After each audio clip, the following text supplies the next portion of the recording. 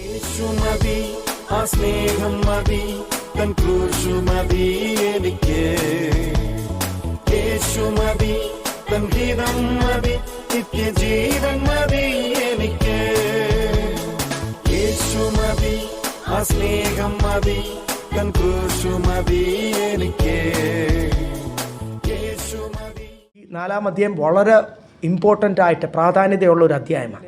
ഇവിടെ 1-ാമത്തെ വാക്യത്തിൽ നമ്മൾ കണ്ടത് എന്തുവാ? വലിയ സന്തോഷമാണ്. അവകാശി, സ്വർഗത്തിലെ എല്ലാ സ്വർഗീയ സമ്പത്ത് എന്നൊക്കെ പറയുമ്പോഴാണ് നമുക്കത് മനസ്സിലാക്കുന്നത് വ്യക്തമായിട്ട്. ഈ മനുഷ്യൻ അങ്ങനെയാണ് മനസ്സിലാകുന്നത്. സ്വർഗീയ സമ്പത്ത്, യേശുവിനുള്ള എല്ലാ സ്വർഗീയ അധികാരവും സമ്പത്തിനും അവകാശം. ഗലാത്യ സഭ ക്ഷീണിച്ചു പോയി, മാറിപ്പോയി. അവരോട് പറയുക, നിങ്ങൾ മിസ് ചെയ്യുന്നത് എന്തുവാ? അവകാശി എന്നുള്ളൊരു സ്ഥാനമാണ്. നിങ്ങൾ അവകാശിയാണെങ്കിലും നിങ്ങൾ ശിശുവായിരിക്കുന്നിടത്തോളം, നിങ്ങൾക്ക് വളർച്ച പ്രാപിച്ചില്ലെങ്കിൽ നിങ്ങൾ കർത്താവിൻ്റെ മണവാട്ടിയായി തീരത്തില്ല. You will never become the bride of Jesus. ഒരിക്കലും അവകാശിയായി, ഇൻഹെറിറ്ററായി, അവകാശിയായി തീരത്തില്ല. സ്വർഗീയ സമ്പത്ത്, അധികാരം നിങ്ങൾ അവകാശം പ്രാപിക്കത്തില്ല എന്ന് ഗലാത്യ സഭയോട് വ്യക്തമാക്കുക. സ്നാനപ്പെട്ടെന്ന് വെച്ചാൽ സ്വർഗത്തിൽ പോകത്തില്ലെന്ന്. സഭയിൽ കുറേ നാളായി ആരാധിക്കുന്നു, കുറേ നാളായി വിശ്വാസി, അത് പോരാ സ്വർഗത്തിൽ പോകാൻ. അവസാനം വരെയും നമ്മുടെ വിളി അനുസരിച്ച് വിശ്വസ്തരായി തീരണം, ജയാളിയായി തീരണം. സ്തോത്രം. ദൈവമേൽപ്പിക്കുന്ന ഉത്തരവാദിത്വം മുഴുവനും ചെയ്തില്ലെങ്കിൽ പിന്നെ എങ്ങനെയാണ് വിശ്വസ്തദാസനെ എന്നുള്ള വിളി കേൾക്കുന്നത്? ഒറ്റ വിളിയേ ഉള്ളൂ, വിശ്വസ്തദാസനെ അല്ലെങ്കിൽ വിശ്വസ്ത. അതാ നമ്മുടെ എല്ലാം വിളിക്കുവാൻ ഏറ്റവും ഹയസ്റ്റ് റാങ്ക് അതാ. അങ്ങനെ വിളിച്ചാലേ സ്വർഗത്തിൽ പോകത്തുള്ളൂ. നമ്മൾ ഓരോരുത്തരും വന്ന് നിൽക്കുമല്ലോ. അവിശ്വസ്തൻ, എന്നാൽ നീ സ്വർഗത്തിൽ പോക്കോ, സ്ഥാനമൊന്നും കിട്ടത്തില്ല, ഏതെങ്കിലും ഒരു മൂലയ്ക്കും. അങ്ങനെ എവിടെയെങ്കിലും ഉണ്ടോ? ഇല്ല. അത് എന്നാൽ 80% ഞാൻ വിശ്വസ്തനായിരുന്നു, 20% അവിശ്വസ്തത. പോട്ടെ, 20% ഗ്രേസ് മാർക്ക് കൊടുത്തിട്ടില്ല. കാഹളം ഊതുന്നതിന് മുമ്പെയാണ് ഗ്രേസ്. ഇവിടെ നിന്ന് ഗ്രേസ് പ്രാപിച്ചോണം. കാഹളം ഊതുമ്പോൾ പൂർണ്ണരായി തീർന്നോണം. ഇത് വലിയൊരു ചലഞ്ചാണ്, വലിയൊരു ചലഞ്ചാണ്. നടക്കുന്ന കാര്യമല്ല. സാധാരണ ഒരു പൊരുത്തപ്പെട്ട ക്രിസ്തീയ ജീവിതം, ഒരു വിശ്വാസ ജീവിതം പോയാൽ നടക്കുന്ന കാര്യമല്ല. സഹായിക്കുവാൻ ആരോട്? വലിയ കോമ്പറ്റേറ്റീവ് എക്സാമിനേക്കാൾ ടഫാണ്. IAS വേണം ഇതിലും എളുപ്പം പാസ്സാകാം. പക്ഷേ കർത്താവിൻ്റെ മണവാട്ടിയായി തീരുവാന്ന് പറഞ്ഞാൽ ഇറ്റ്സ് മോർ ടഫ്. വില കൊടുക്കണം. പക്ഷേ ഇതിന് സഹായിക്കുവാൻ, സ്തോത്രം, ദൈവത്തിൻ്റെ പരിശുദ്ധാത്മാവ് ആർക്കെങ്കിലും പറയാൻ പറ്റുമോ പരിശുദ്ധാത്മാവ് എന്നെ സഹായിക്കുന്നില്ല? നമ്മൾ ആശ്രയിക്കാത്തതുകൊണ്ടാണ്, നമ്മളുടെ സ്വന്തം കഴിവുകളിൽ ആശ്രയിക്കുന്നതുകൊണ്ടല്ലേ. അപ്പോൾ ഇവിടെ കണ്ടു 1-ാമത്തെ വാക്കിൽ, ശിശുവായിരിക്കുന്നിടത്തോളം അവകാശം പ്രാപിക്കത്തില്ല. നമ്മൾ കൊരിന്ത്യലേഖനത്തിൽ നിന്നൊക്കെ വായിച്ചില്ലേ, നമ്മൾ വളർച്ച പ്രാപിക്കുമ്പോൾ എന്ത് ചെയ്യണം? ശിശുത്വം ത്യജിച്ച് കളയണം, ഇല്ലേ? ഓരോ എന്തൊക്കെയായി ശിശുത്വം? എന്തൊക്കെയാണ്? ചൈൽഡിഷ്നെസ് എന്തൊക്കെയാണ്? ഒരു കൊച്ചു കുഞ്ഞ്. ഗലാത്യ സഭ അത്രയ്ക്ക് കുഞ്ഞാണ്. വളർച്ച പ്രാപിക്കാൻ വർഷങ്ങളായി. കൊരിന്ത്യ സഭ ഒരു കൃപാവരത്തിനും കുറവില്ലാത്ത രീതി വളർച്ച പ്രാപിച്ചിട്ട് പെട്ടെന്നായിരുന്നു ലോകസ്നേഹവും ദ്രവ്യാഗ്രഹവും എല്ലാം കൂടി വന്നിട്ട് പലവിധ ഉപദേശവും അതിനെല്ലാം ആമേൻ പറഞ്ഞ് പോട്ടെ, നമുക്ക് ആൾക്കാർ മതി, കുറച്ച് ആൾക്കാരങ്ങ് കൂടിയാൽ മതി. ഈ ആൾക്കാരെല്ലാം കൂടി സ്റ്റേഡിയം നിറച്ച് ആൾക്കാർ കൂടി അവസാനം ആൾക്കാർ മുഴുവൻ നരകത്തിൽ പോയാൽ എൻ്റെ ദൈവമക്കളെ പ്രയോജനം. കൊരിന്ത്യ സഭ വലുതായി, പണത്തിന് ആർക്കും ഒരു കുറവില്ലാതായി, ആൾക്കാരുണ്ട്, പരിശുദ്ധാത്മാവില്ല. പാപം, ജാതികൾ ഞെട്ടുന്ന അറയ്ക്കുന്ന പാപം, അത് പരിശുദ്ധാത്മാവിനാ ഞെട്ടലും അറയ്ക്കലും.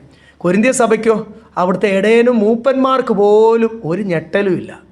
അവർ ഹാപ്പിയാണ്. അവർ പണമുണ്ടല്ലോ, അല്ലെങ്കിൽ ആളുണ്ടല്ലോ, വലിയ സഭയാണല്ലോ, ദേശത്ത് ഞങ്ങൾ അംഗീകരിക്കപ്പെട്ടു. അതാണ് അവർക്ക് സ്തോത്രം. ഇന്നും സഭകളും ദൈവദാസന്മാരും ഒക്കെ ചിന്തിക്കുന്ന പോലെ കൊരിന്ത്യ സഭ ക്ഷീണിച്ചപ്പോൾ അവർ നരകത്തിൽ പോകും. കർത്താവ് അവരെ സ്നേഹിക്കുന്നു, ഒരു നല്ല മനസ്സുണ്ട്. ദൈവസന്നിധിയിൽ തീരുമാനമെടുത്ത ഒരു നല്ല കാലം കർത്താവോ നമ്മളങ്ങ് മറന്നു. നമ്മളെന്ത് ചെയ്തു? ദൈവസന്നിധിയിൽ തീരുമാനമെടുത്ത നല്ല കാലമൊക്കെ നമ്മൾ മറന്നു. ദൈവം അത് ഓർത്തുകൊണ്ടാണ് ഈ 2 ശക്തമായ ലേഖനങ്ങൾ കൊരിന്ത്യ സഭയ്ക്ക് എഴുതിയത്, ഇവിടെ ഗലാത്യ സഭയ്ക്ക് എഴുതുന്നത്. അതുകൊണ്ട് ഈ ശിശുത്വം എന്തുവാ ദൈവമക്കൾ? ഈ ചൈൽഡിഷ്നെസ് വിടാൻ പറഞ്ഞല്ലോ. കൊച്ചു കുഞ്ഞ് നമ്മൾ നോക്കുമ്പോൾ, ഞാൻ ആദ്യം കഴിഞ്ഞ ആഴ്ച ഓർപ്പിച്ച പോലെ, എനിക്ക് വേണം, എനിക്ക് വിശക്കുന്നു, എനിക്ക് കൊച്ചു കുഞ്ഞുങ്ങളെ നിങ്ങൾക്കറിയാം, പബ്ലിക്കാ അതൊന്നും അവർക്ക് വിഷയമല്ല, ഒറ്റ കരച്ചിലാണ്, മോഹൻ ചുമന്ന കാര്യം. ഇതൊരു കല്യാണത്തിനാകുമ്പോഴിരിക്കുന്നത്, അല്ലെങ്കിൽ ഒരു മീറ്റിംഗാ, അവർക്കാവൊന്നും അറിയണ്ട. മീറ്റിംഗ്, പബ്ലിക് പ്ലേസ്, എനിക്ക് പാല് വേണം.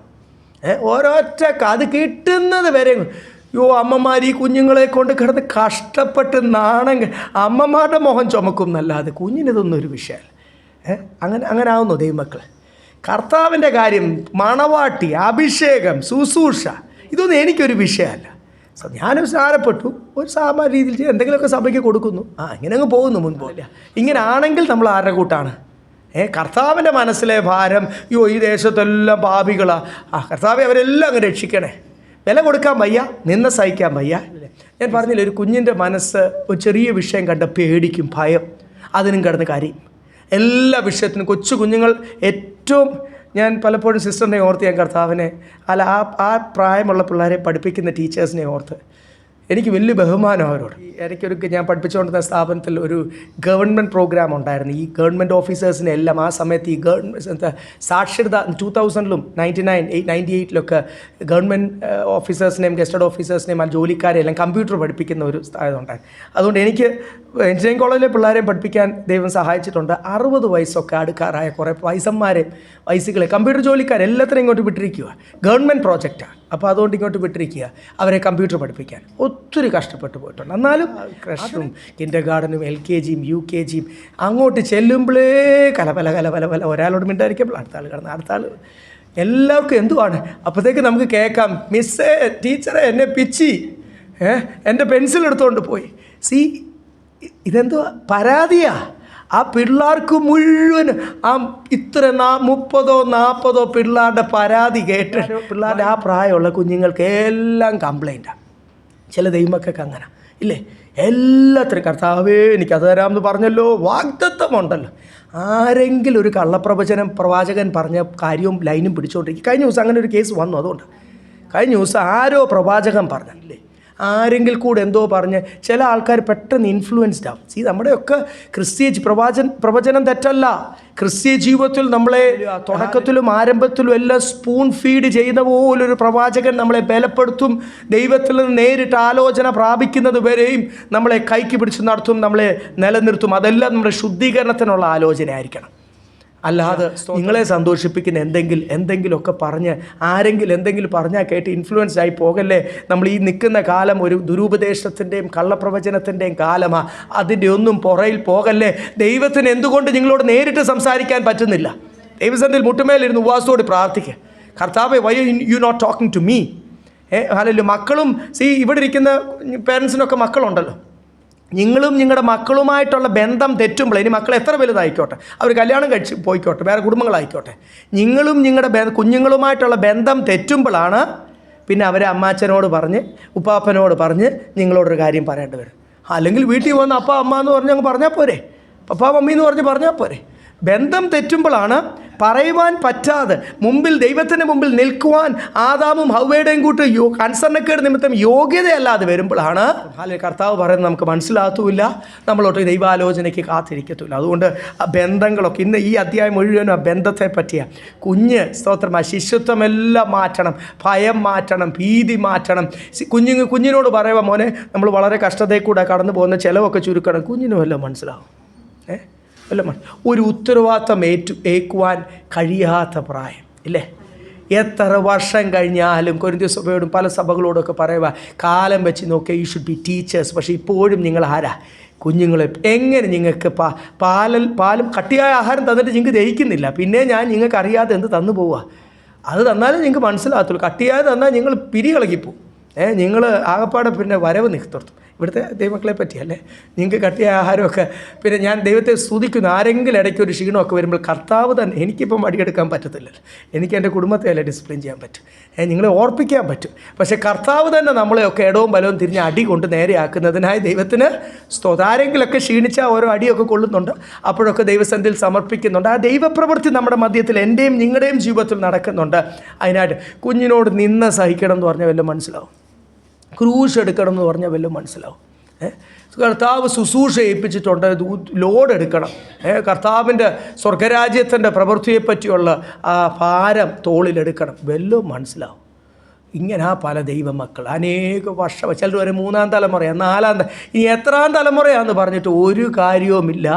ആ ശുശ്രൂഷ എടുത്തില്ലെങ്കിൽ, ആ ക്രൂശ് എടുത്തില്ലെങ്കിൽ, കർത്താവിന് വേണ്ടി നിന്ന് സഹിക്കുവാൻ മനസ്സില്ലെങ്കിൽ, കർത്താവിന് വേണ്ടി വില കൊടുക്കുവാൻ മനസ്സില്ലെങ്കിൽ, അവകാശിയായിട്ടാണ് വിളി. പക്ഷെ നിങ്ങളിപ്പോഴും ആരാണ്?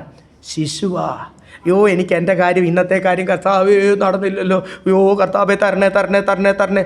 ഏറ്റവും കൂടുതൽ കർത്താവ് കേൾക്കുന്ന വാക്കാന്ന് തോന്നുന്നു. കർത്താവ് അത് ബ്ലോക്ക് ചെയ്തിരിക്കും ആ വാക്കും തോന്നുന്നു. വെറുതെ കർത്താവിനെ ആ സ്വർഗത്തിലോട്ട് ആ തരണേ തരണേ തരണേ തന്നെ സാധിപ്പിച്ച് തന്നെ ഞങ്ങൾക്ക് വേണ്ടി അപേക്ഷിക്കണമേ എന്ന് ശീലിച്ച ആ പഴയ ഇതുണ്ടല്ലോ, ഞങ്ങൾക്ക് വേണ്ടി അപേക്ഷിക്കണമേ, കണ്ട മധ്യസ്ഥരോടൊക്കെ പറഞ്ഞിട്ടല്ലേ ഇപ്പം രക്ഷിക്കപ്പെട്ട് നമ്മൾ ദൈവസന്ധി വന്നിരിക്കുന്നത്. അതായി തരണേ. പരിശുദ്ധാത്മാവിലല്ല തരണേ. പരിശുദ്ധാത്മാവിൽ ഒരാൾ എന്തു മാത്രമേ പറയത്തുള്ളൂ? കർത്താവേ എൻ്റെ ഹിതം നടത്തല്ല, കർത്താവേ അങ്ങയുടെ ഹിതം മാത്രം എൻ്റെ ജീവിതത്തിൽ നടന്നാൽ മതി. എത്ര പേർക്ക് കപ്പാസിറ്റി ഉണ്ട്, ആംബിയർ ഉണ്ടെന്ന് ഞാൻ ചോദിക്കത്തില്ല, ധൈര്യമുണ്ടെന്ന് ചോദിക്കത്തില്ല, അഭിഷേകമുണ്ടെന്ന് പറയുവാൻ. നമ്മൾ ഈ അടുത്ത സമയത്ത് വല്ലതും പ്രാർത്ഥനയിൽ അത് പറഞ്ഞിട്ടുണ്ടോ ദൈവമക്കളെ? ഇപ്പം ശബ്ദമില്ല. അടുത്ത സമയത്ത് അത് പറഞ്ഞിട്ടുണ്ടോ? അതെല്ലാ പ്രാർത്ഥനയിലും അതായിരിക്കണം. അത് അങ്ങനെയല്ലേ നമ്മൾ പ്രാർത്ഥിക്കാൻ പഠിപ്പിച്ച ആ ലോർഡ്സ് പ്രേയർ ഇങ്ങനെ ആവർത്തിച്ച് ചൊല്ലാൻ അറിയാം. അതിൻ്റെ അകത്ത് അതാ പറഞ്ഞിരിക്കുന്നത്, കർത്താവെ സ്വർഗത്തിൽ അങ്ങയുടെ ഇഷ്ടം നടക്കുന്ന പോലെ ഭൂമിയിൽ എൻ്റെ ജീവിതത്തിലും അങ്ങയുടെ ഇഷ്ടം നടന്നാൽ മതിയെന്ന്.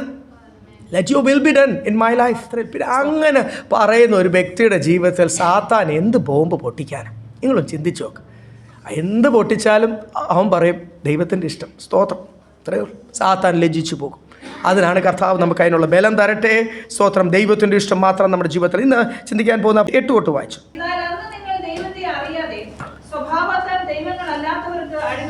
7ാമത്തെ വാക്യത്തിൽ നമ്മൾ വായിച്ച കഴിഞ്ഞ ആഴ്ച നിർത്തിയ, ഇപ്പോൾ നിങ്ങൾ ആരാണ്? പുത്രനാ ദൈവഹിത പ്രകാരം അവകാശി. അവകാശിയോടാണ് ഇനി സംസാരിക്കുന്നത്.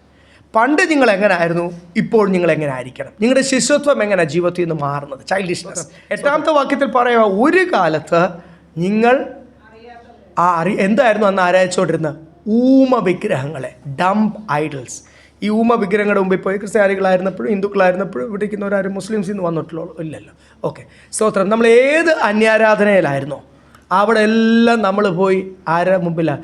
ഒരു പ്ലാസ്റ്റർ ഓഫ് പാരിസോ, ഒരു തടി കഷ്ണമോ, ഒരു സിമെൻറ്റിൽ മോൾഡ് ചെയ്തതോ, ഒരു ഫോട്ടോയുടെ മുമ്പിലോ പോയി ഇരുന്നിട്ട് ഞങ്ങൾക്ക് വേണ്ടി അപേക്ഷിക്കണമേ എന്ന് പറഞ്ഞാൽ അവിടെ വേറൊരു ശക്തി പ്രവർത്തിക്കുന്നുണ്ട്, അവർ ചോദിക്കുന്നൊക്കെ കൊടുക്കുന്നുണ്ട്. അതുകൊണ്ടാണ് അവർ അതിൻ്റെ ആരാധകർ കൂടുന്നത്. അതെല്ലാം പിശാച പല രൂപത്തിൽ.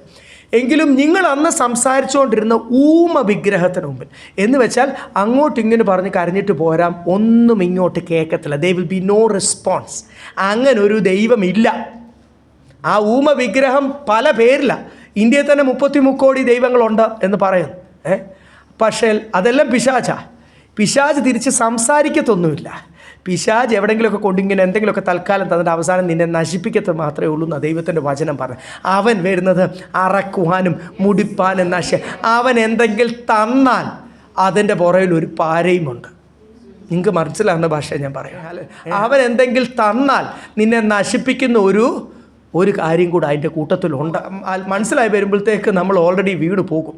അതുകൊണ്ട് അവൻ്റെ ഒന്നും നമുക്ക് വേണ്ട. ഈ ലോകത്തിൻ്റെ പ്രഭു തരുന്ന ഒരു നന്മയും നമുക്ക് വേണ്ട. ദൈവം തരുന്ന നന്മ അത് നിലനിൽക്കും, അത് സമാധാനമായിരിക്കും. നമുക്ക് അഹങ്കരിക്കാനുള്ളത് കർത്താവ് തരത്തില്ല.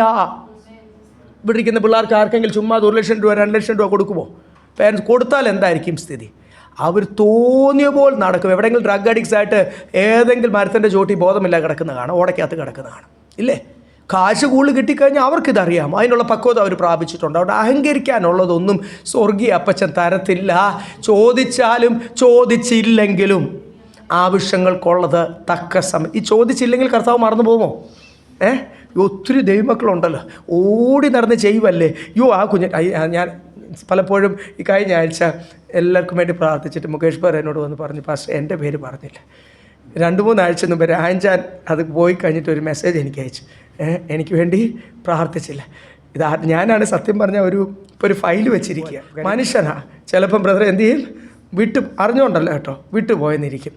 പക്ഷേ ഇത്രയും ആയിരക്കണക്കിന് ലക്ഷക്കണക്കിന് ദൈവമക്കൾ ലോകമെമ്പാടുമുണ്ട്. ദൈവമക്കളും ജാതികളും. ദൈവമക്കളുടെ മാത്രം പ്രാർത്ഥനയല്ല കർത്താവ് കേൾക്കുന്നത്. ഹാഗാറിൻ്റെ പ്രാർത്ഥനയും കർത്താവ് എന്ത് ചെയ്തു? കേട്ടു. ദൈവത്തിൻ്റെ നീതി അല്ലെങ്കിൽ ദൈവത്തിൻ്റെ പ്രൊട്ടക്ഷനും കരുതലും സ്തോത്രം അവരറിയുവാൻ വേണ്ടി അവരുടെ മേലുണ്ടാകുന്നേ ഉള്ളൂ. പക്ഷേ അവകാശിയുടെ മേലായിരിക്കും പൂർണ്ണമായിട്ട് ഉണ്ടാകുന്നത്. നമ്മൾ ബൈബിളിൽ നിന്ന് ആ കാര്യങ്ങളെല്ലാം പഴയ നിയമം പുതിയ നിയമത്തിൽ നമ്മൾ മനസ്സിലാക്കണം. നമ്മളൊരു കാര്യം മനസ്സിലാക്കണം, കർത്താവ് നടത്തുന്ന പോലെ പോയാൽ മതി. അപ്പോൾ ഇവിടെ എഴുതിയിരിക്കുക, മക്കളെങ്കിലോ അവകാശി. 8ാമത്തെ വാക്യത്തിൽ, ഒരു കാലത്ത് നിങ്ങൾ സേവിച്ചത് ഡംപ് ഐഡൽസ്. അവിടെ പോയി കരഞ്ഞുകൊണ്ട് പറയും, ഒന്നും ഇങ്ങോട്ട് കേൾക്കത്തില്ല. പക്ഷേ ഇപ്പോൾ നമ്മൾ സേവിക്കുന്ന ജീവനുള്ള കർത്താവിനെയാണ്. ഇതിൻ്റെ പ്രത്യേകത എന്തുവാ?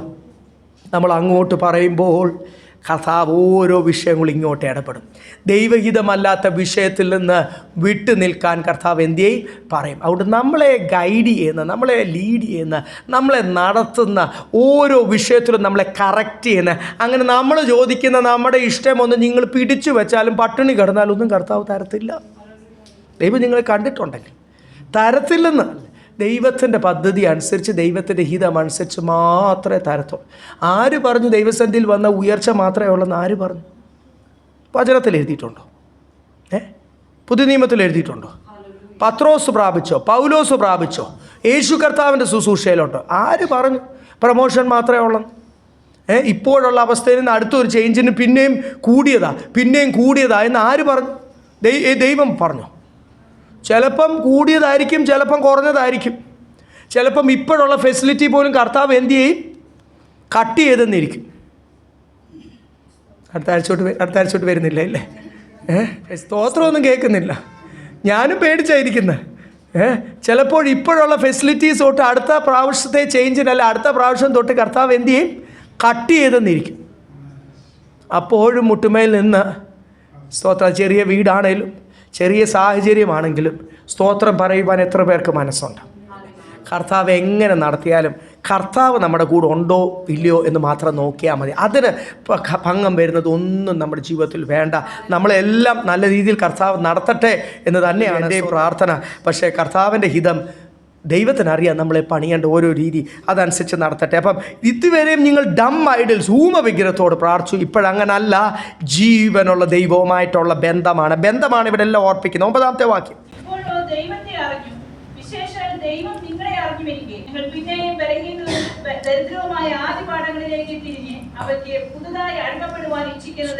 ആദ്യ പാഠങ്ങൾ പണ്ട് നിങ്ങൾ ആചരിച്ചുകൊണ്ടിരുന്നത്. ഇവിടെ ഈ ഗലാത്യലേഖനം തുടങ്ങുന്നത് തന്നെ തീത്തോസ് വന്നു, പരിച്ഛേദന ചെയ്യണം. പുതിയ നിയമ ഇപ്പം നിങ്ങൾ ആരെങ്കിലും ഇവിടെ സഭ ക്ഷീണിച്ചു, നിങ്ങൾ പറയുക പരിച്ഛേദന ചെയ്യണം, ഇവിടെ യാഗം വേണം. ഇവിടെ നിന്നൊരു 2-3 കുടുംബങ്ങൾ നേരത്തെ പോകുവാനുള്ളൊരു കാരണം, എന്നോടൊരു കുടുംബം ചോദിച്ചു, എന്നാ പാസ്റ്റർ കാരണം? ഇപ്പോഴല്ല കേട്ടോ, ഒത്തിരി വർഷം, 2015 പോകുവാനുള്ളൊരു കാരണം. അതിലൊരാളാണ് അതിൻ്റെ കാരണം. ഒരാളൊരു ധ്യാനത്തിന് പോയി. അവിടെ പാപമൊക്കെ ഇങ്ങനെ പേപ്പറിൽ എഴുതി ഫ്രണ്ടിൽ കൊണ്ടുപോയി കത്തിക്കണം. ഞാൻ അറിയാതെ, ഇടയനറിയാതെ ഇവിടെ ഒന്ന് വലിച്ചുകൊണ്ട് പോയതാണ്. വേറൊരാളാണ് പോയത്, വേറൊരു സഭയിലെ ഒരാളാണ്. അന്ന് അവരൊക്കെ ഇങ്ങനെ വരുമായിരുന്നു, ഇടയ്ക്കൊക്കെ ബൈബിൾ ക്ലാസ്സിന് വരുന്ന ഒരു കുടുംബമാണ്. അതിലൊരു അച്ചായനാണ് ഇവിടുത്തെ ഒരു കുടുംബത്തെ ആദ്യം വലിച്ചുകൊണ്ട് പോയി. ആ പുള്ളി സപ്പോർട്ട് ചെയ്യുന്ന ഒരു കുടുംബം, അതുകൊണ്ട് അവർക്ക് പോകേണ്ട വന്നു, നോ പറയാൻ പറ്റിയില്ല. അവിടെ പോയി ആ ധ്യാനത്തിന്, ഒരു പാസ്റ്റർ നടത്തുന്ന ധ്യാനമാണ്, ഒരു ഇൻഡിപെൻഡൻറ്റ് പാസ്റ്റർ നടത്തുന്ന ധ്യാനമാണ്. എല്ലാം വളരെ ദുരുപദേശമായിട്ട് വ്യാപരിക്കുന്നത്. വിശ്വാസികളുടെ മേലെല്ലാം ഭൂതം ഉണ്ടെന്നാണ് പുള്ളി പറയുന്നത്. 7 ദിവസത്തെ ധ്യാനം ചെല്ലുന്നുണ്ട്, എല്ലാവരും മൊബൈൽ മാറ്റി വെക്കും. എന്നിട്ട് അവരെല്ലാവരും ഭൂതങ്ങളെപ്പോലെ അവിടെ കിടന്ന് കാണും. എല്ലാവരുടെ മേൽ പുള്ളി ഭൂതം കയറ്റുവാന്ന് തോന്നുന്നു എല്ലാവരുടെ മേൽ. ബേൽസബൂലിനെ കൊണ്ട് ഭൂതം ഇറക്കുന്നു എന്ന് ബൈബിളിൽ പറയുന്ന പോലെ ഇവിടെ ചിലരത് പ്രാക്ടീസ് ചെയ്യുന്നുണ്ട്. എറണാകുളത്ത് നിങ്ങൾ ചെന്നാലും ആത്മീയ ബലഹീനരാണെങ്കിൽ നിങ്ങളുടെ മേലും ഭൂതം കയറും. എന്നിട്ട് അവിടെ കിടന്നിട്ട് സൈക്കിൾ ചവിട്ടുകയും സർക്കസ് കാണിക്കുകയും ഒക്കെ ചെയ്യും. അവിടെ എല്ലാം കൂടെ തറയിൽ കിടന്നിട്ട് ഉരുളും. ഓരോരുത്തരുടെ മേൽ ബെഡ്ഷീറ്റ് വിരിക്കുകയാണ് ചെയ്യുന്നത്. അപ്പോൾ ഈ പരിപാടിയൊക്കെ പ്രാക്ടീസ് ചെയ്യുന്നത് ഇവിടെ നമ്മുടെ എറണാകുളം ടൗണിലുണ്ട്. അപ്പോൾ ഈ ഒരു ധ്യാനത്തിന് ഇവർ പോയി. എനിക്കിവരെ വിളിച്ചാൽ കിട്ടുന്നില്ല.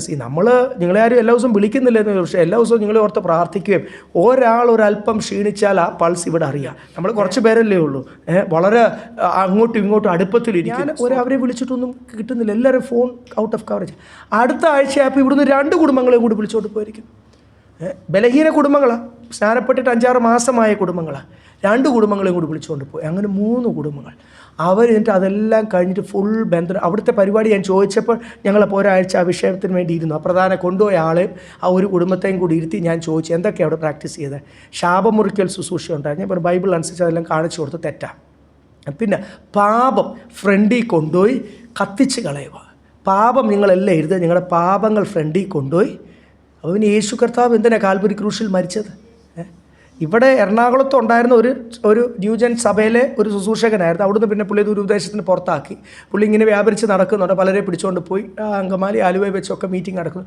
കായംകുളം, കൊല്ലത്തൊക്കെ അവർക്ക് ഹാൾസൊക്കെ ഉണ്ട്. അപ്പം ഞാൻ പറഞ്ഞത് പലർക്കും അറിയാം, ഇവിടെ ഇരിക്കുന്നവർക്കും ചിലർക്ക് അറിയാം. ആ പാപം കത്തിച്ച് കളയുക. പിന്നെ മൗനവ്രതം ചിലർക്ക് കൊടുക്കുക. എല്ലാവരും മൊബൈൽ മാറ്റി വെക്കുക. അവർ പല സഭയിലെ പാസ്റ്റേഴ്സിൻ്റെ വിശ്വാസികളെ പിടിച്ചുകൊണ്ട് ഇവിടെ വന്നിരിക്കുന്നത്. എന്നിട്ട് അവിടെ ഇരിക്കുന്ന ബാക്കി സ്നാനപ്പെടാത്ത എല്ലാത്തിനും അവിടെ മുക്കി വിടുക. അവർക്കൊന്നും അറിയത്തില്ല. ഈ പരിപാടികളെല്ലാം ശാപമുറിക്കൽ ശുശ്രൂഷ, പിന്നെ ഇത് ഊതി വീഴ്ത്തുക, പിന്നെ ഇതുപോലെ പാപം ഫ്രണ്ടിൽ കൊണ്ട് കത്തിക്കുക. ഇതെല്ലാം കഴിഞ്ഞിട്ട് ഇവർ വന്ന് ഒരു പ്രത്യേക ദുരാത്മാവിൽ വന്നിരിക്കുക. പിന്നെ ബൈബിൾ ക്ലാസ്, നമ്മുടെ മീറ്റിങ്ങിൽ വന്ന് ബൈബിൾ ക്ലാസ് കേട്ടാൽ ഒന്നും അറിയത്തില്ല, എന്തോ ഒരു വ്യാപാര ശക്തിയില്ല. പിന്നെ അവർ പറയുന്ന എല്ലാം പോഷത്വമാണ്. അങ്ങനെ ഒരു പ്രാവശ്യം ഞാനോട് പറഞ്ഞു, രണ്ടാമത്തെ വട്ടം പറഞ്ഞു, അവർ ഒരു വട്ടം പോയിട്ട് ആ ലാസ്റ്റ് പ്രാവശ്യം പോയിട്ട് അവർ പറഞ്ഞു അവിടെ നടന്നതൊക്കെ ഞങ്ങൾക്ക് ഇവിടെ പറയണം. ഞാൻ പറഞ്ഞു അവിടെ നടന്നത് ഒന്നും ഇവിടെ പറഞ്ഞു പോയേക്കല്ലേ. ഞാൻ ആരാധനയ്ക്ക് വരുന്നതിന് മുമ്പേ ഞാൻ വെളിയിൽ നിന്നു, അവരോട് ഞാൻ പറഞ്ഞു, കാര്യം സഭ കലങ്ങിപ്പോമേ. ഓൾറെഡി 3 കുടുംബം ആ വ്യാപാര ശക്തിയുടെ കീഴിലായി, എനിക്ക് മനസ്സിലായി. ഞങ്ങൾ ഒരാഴ്ചയായിട്ട് ആ വിഷയം ഉപവാസത്തോടെ പ്രാർത്ഥിക്കുക, കർത്താവെ സഭ കലക്കല്ലേ, അവർ 3 പേരോടും ദൈവം ഇടപെടണമേ. അപ്പോൾ ഞാൻ വെളിയിൽ വെച്ച് തന്നെ പറഞ്ഞു, നിങ്ങൾ അവിടെ കണ്ടത് ഒന്നും, കാര്യം എല്ലാം കഴിഞ്ഞിട്ട് ഇവിടെ വന്നിരിക്കുക, അവിടെ കണ്ടത് ഇവിടെ വരാൻ പിന്നെയും പുതിയ കുടുംബങ്ങളെ വിളിച്ചുകൊണ്ട് വരും, അവരുടെ നോട്ടീസും ഒക്കെ ആയിട്ടാണ് വന്നിരിക്കുന്നത്. ഞാൻ അറിഞ്ഞു, ഞാൻ വെളിയിൽ നിന്നിട്ട് പറഞ്ഞു, അവിടെ കേട്ടതൊന്നും നിങ്ങളിവിടെ പറയും, ദൈവത്തിൽ നിന്ന് വല്ലതും പ്രാപിച്ചത് മാത്രം ഉണ്ട് ഏറ്റവും. ആ ആഴ്ച അവർ വന്നിരുന്നു, ഒന്നും മിണ്ടിയില്ല, പിന്നെ തൊട്ട് അവർ വന്നില്ല. അവരോട് പല കാര്യങ്ങൾ ചോദിച്ചിട്ട് ഞങ്ങൾ ഇനിയും അവിടെ പോകും എന്ന് പറഞ്ഞു. ഇനി അവിടെ പോവുകയാണ്, ഇവിടെ വരാൻ പറ്റത്തില്ല എന്ന് പറഞ്ഞു. കാരണം വേറൊന്നുമല്ല, ആ വ്യാപാര ശക്തി എവിടെ കൊണ്ട് കലക്കും? എന്തുവാണ് ഈ പാപം എഴുതി കത്തിക്കുക? യാഗമാണോ? അപ്പോൾ ഞാൻ പറഞ്ഞു, ഇന്നും പെന്തിക്കോസ് സഭയ്ക്കകത്ത്, ഞാൻ 2015 ഇവിടെ എറണാകുളത്ത് നമ്മുടെ സഭയുമായിട്ട് ബന്ധപ്പെട്ട്, അത് കഴിഞ്ഞിട്ട് ഒരു പ്രായമുള്ള ഒരു അച്ഛൻ 19 വയസ്സുള്ള ഒരു ദൈവദാസനെ വളരെ കഷ്ടപ്പെട്ട്, കോളേജിലെ പ്രൊഫസറായിരുന്നു, കഷ്ടപ്പെട്ട് കർത്താവിൻ്റെ 40 വർഷമായിട്ട് കർത്താവിൻ്റെ പേരിൽ അവിടെ ചെന്നേക്കുന്നു കലക്കാൻ. ഞങ്ങൾ രാത്രി വണ്ടി ഓടിച്ച് ആ ദേവദാസനോട് പറഞ്ഞു, ദേവദാസൻ ഇതാ സിറ്റുവേഷൻ, ഇവിടുന്ന് 3 കുടുംബങ്ങളെ കൊണ്ടുപോയി. ദേവദാസൻ അവരവിടെ കൊണ്ട് സാധനങ്ങളെല്ലാം വെച്ച് ധ്യാനത്തിന് അവരുടെ ഹാളിൽ സാധനങ്ങളെല്ലാം എടുത്തോളാൻ അന്ന് ഞായറാഴ്ച വൈകിട്ട് തന്നെ അവരോട് പറഞ്ഞു, തിങ്കളാഴ്ച തൊട്ട് ആ മീറ്റിംഗ് തുടങ്ങണ്ടെന്ന് പറഞ്ഞു. അവിടെ മാത്രമേ ഞങ്ങൾ പറഞ്ഞുള്ളൂ. പിന്നെ അവരവിടെയൊക്കെ പോയി നടത്തുന്നുണ്ട്, അവരിപ്പോഴും നടത്തുന്നുണ്ടെന്നേ, ഇതുപോലത്തെ ധ്യാനങ്ങൾ നടത്തുന്നുണ്ട്. അപ്പം ഞാൻ പറഞ്ഞത്, ഇതുപോലെ ആത്മീയമായിട്ട് ക്ഷീണിക്കുമ്പോൾ ഒന്നും വചന വെളിപ്പാടോ ആത്മാവിൽ പുതുക്കം പ്രാപിക്കുവാൻ ജനത്തിന് കൊടുക്കാൻ കഴിയാതെ വരുമ്പോൾ ദൈവദാസന്മാർ തൊട്ട് ശുശ്രൂഷയിൽ, പിന്നെ ഈ സ്റ്റേഡിയത്തിൽ പണ്ട് നടന്നൊരു മീറ്റിംഗ് അറിയാമല്ലോ, നമ്മൾ ദേശശക്തിയെ ചവിട്ടി പൊട്ടിക്കുക എന്ന് പറഞ്ഞ് കുറച്ച് ബലൂൺ ഇടും. ആദ്യം മാപ്പ്, ഇവിടെ തെർമോക്കോളിൻ്റെ മാപ്പ് വെച്ചു. അപ്പം ബീഹാറിലെ ദേശശക്തി മാപ്പ് കാണിച്ചു, ബീഹാറിലെ എന്നിട്ട് കുറച്ച് ബലൂൺ ആ കളറിലുള്ള, അവിടെ സ്റ്റേറ്റിൻ്റെ കളറിലുള്ള ബലൂൺ അങ്ങോട്ട് ഇടുക. എന്നിട്ട് വന്നിരിക്കുന്ന 100 കണക്കിന് പാസ്റ്റർമാരാണ് കേട്ടോ, ഈ എറണാകുളത്തുള്ള ടൗൺ പാസ്റ്റർമാരാണ്, അവരെല്ലാം കൂടി എന്ത് ചെയ്തു, ചവിട്ടി പൊട്ടിച്ചു. ഇതെൻ്റെ ഓർമ്മ ശരിയാണെങ്കിൽ 96 തൊട്ട് 98 ഇടയ്ക്ക് ആ കാലഘട്ടത്തിൽ നടന്നത്, ഈ സ്റ്റേഡിയത്തിൽ നടന്ന മീറ്റിംഗ്.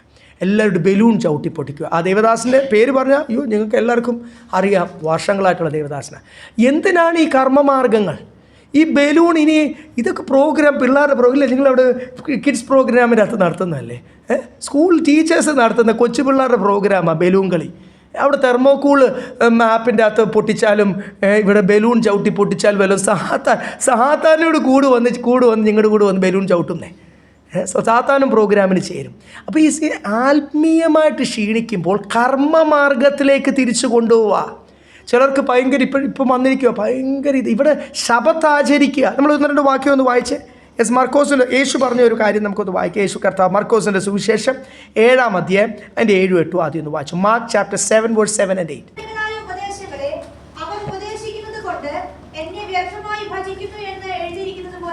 മാനുഷിക കൽപ്പനകൾ അവരുപദേശിക്കുന്നു. ഈ വചനം തെറ്റിച്ച് കളയുവാൻ പിശാച് കയറി പ്രവർത്തിക്കുന്ന ദൈവദാസന്മാർ അവരുപദേശിക്കുന്നു മാനുഷിക കൽപ്പനകൾ. ലോകത്തിൻ്റെ സമ്പ്രദായം മാനുഷിക കൽപ്പന. 8 വായിച്ചാട്ടെ.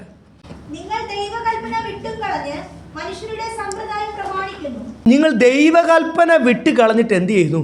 മനുഷ്യരുടെ സമ്പ്രദായം പ്രമാണിക്കുന്നു. 13-ാമത്തെ വാക്യം കൂടെ.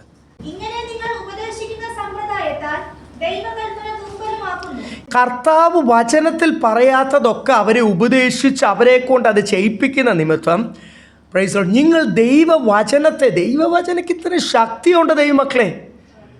രോഗസൗഖ്യത്തിന് ഒരു മെഡിക്കൽ പ്രൊസീജിയറിൻ്റെയും ആവശ്യമില്ല. ദൈവം പറയുന്നു, ദൈവം തൻ്റെ വചനം അയച്ച് നിങ്ങളെ എന്ത് ചെയ്യും? Praise Lord, he will send his word and heal you. ആ ദൈവവചനത്തിൻ്റെ പ്രോമിസാണ് ദൈവമക്കളെ. അല്ല ലണ്ടനിൽ പോവും, അല്ലെങ്കിൽ ഏതെങ്കിലും രാജ്യത്തിൽ പോകും എന്നുള്ള പ്രോമിസാണ് ഇപ്പോൾ ഇന്ന് മനുഷ്യർ വലിയ കാര്യമായിട്ട് പറഞ്ഞുകൊണ്ട് കിടക്കുന്നത്. അതൊന്നും അല്ല പ്രോമിസ്. നിങ്ങൾ ഏത് രാജ്യത്തിൽ പോയാലും കർത്താവിൻ്റെ സാക്ഷിയായിട്ട് നിൽക്കാൻ പറ്റിയില്ല. നിങ്ങൾ എത്ര പണം ഉണ്ടാക്കിയെന്ന് പറഞ്ഞിട്ട് വല്ല കാര്യമുണ്ടോ? തലമുറ നശിച്ചു പോകത്തല്ലയോ? അല്ലെ, അവിടെ ഏത് രാജ്യത്തിൽ പോകുന്നതുകൊണ്ട് ഒരു കുഴപ്പമില്ല. ഞാനിവിടെ ഒന്നും ജനിച്ച ആളല്ല. ഏത് രാജ്യത്തും ദൈവം അയക്കുന്നിടത്ത് നിങ്ങൾ പൊക്കോ.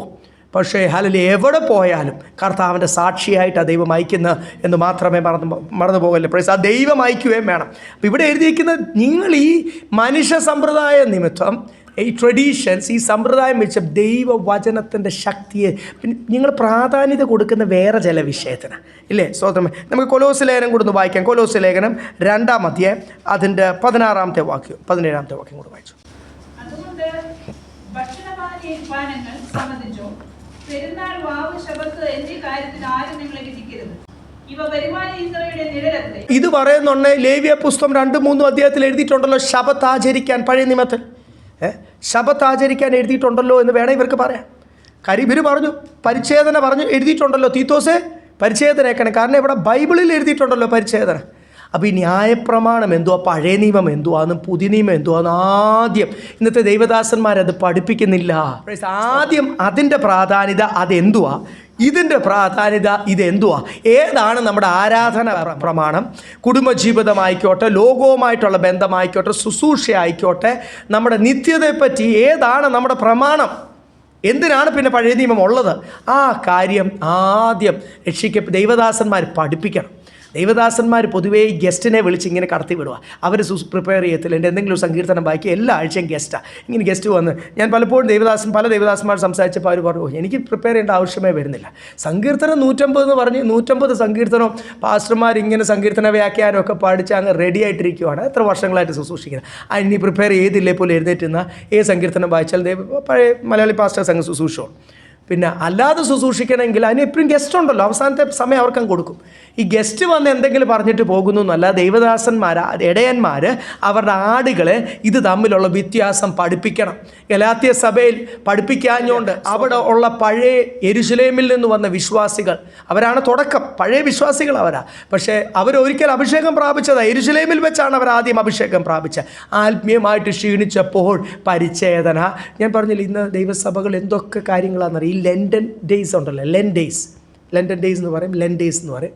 ഈസ്റ്ററിന് മുമ്പുള്ള 40 ദിവസം നോയമ്പിന് ഇവിടെ അങ്ങനെ പേരുമല്ലേ, ക്രൂശിൻ്റെ വഴിയൊക്കെ ആചരിച്ച് ഇങ്ങനെ അന്ന് എത്ര ദൈവദാസന്മാരും ദൈവമക്കളും സഭകളും ഒക്കെയാണെന്നറിയാം.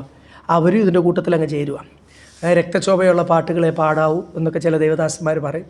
അപ്പോൾ ആ ക്രൂശീകരണത്തെ പറ്റിയൊക്കെ ഓർത്തുള്ള കാര്യങ്ങളൊക്കെ കൈയൊന്നും കൊട്ടി ആരാധിക്കല്ല. ആ ഒരു സീസണാക്കിയത് ലണ്ടൻ സീസൺ അല്ലെ ലെൻ ഡേയ്സ്. ആ ഒരു സീസൺ ആചരിക്കുന്ന എത്ര പേരുണ്ടെന്നറിയാം. മരിച്ചു കഴിഞ്ഞിട്ട് പിറ്റേ വർഷം ആ സമയമാകുമ്പോൾ ആണ്ട് പോലുള്ള മീറ്റിങ്സ് ആചരിക്കുന്ന എത്ര പേരുണ്ടെന്നറിയാം. ഇനി ഹാപ്പി ബർത്ത്ഡേ ആണെങ്കിൽ പോലും ഒരു മീറ്റിംഗ് ആക്കാൻ പ്രമാണമുണ്ടോ വചനത്തിൽ? ബൈബിള് പറഞ്ഞു നിങ്ങൾ ആണ്ട് ആചരിക്കല്ല. ബർത്ത്ഡേ ആണെങ്കിൽ ദൈവത്തിന് നന്ദി കരയറ്റാൻ അതൊരു വീട്ടിലൊരു സെഷനായിട്ട് അങ്ങ് ഇരുന്നാൽ മതി.